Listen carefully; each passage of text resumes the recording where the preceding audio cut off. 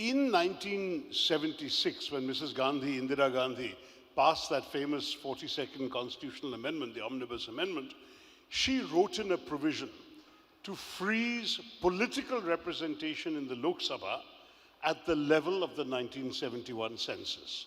And her argument was precisely what PTR is saying here, which is that we cannot afford to reward underperformance in population control, female literacy, female empowerment, and so on.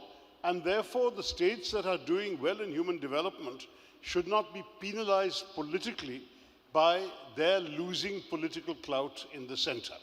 And so she froze the allocation of states, which means even to this day, you cannot pass a constitutional amendment, for example, without at least some of the southern MPs having to go along with it, or some of the northeastern, Bengal, others, which are not part of the Hindi heartland.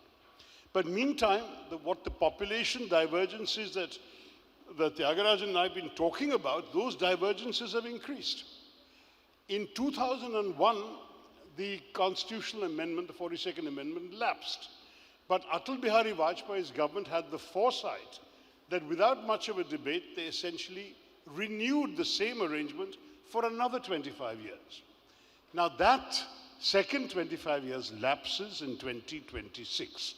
And it is 100% certain it will not be renewed by the Modi government if they are still in power.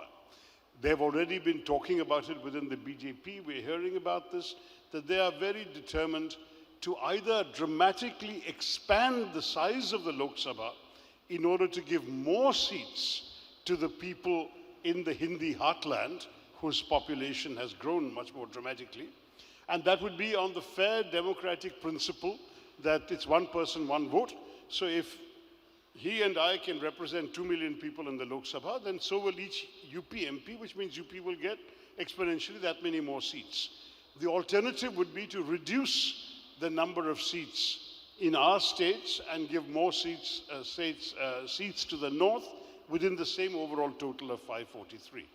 Now, as an MP myself in the Lok Sabha, I see two major problems. The first is the obvious one, that obviously the Hindi heartland will now suddenly become a dominant force in the country and will probably have the ability to amend the constitution at will, which means, for example, if they want to pass a resolution or a law saying that Hindi will be the national language, there'll no longer be any non-Hindi speaking state able to stop them because they'll have the majority, the two-thirds majority by themselves.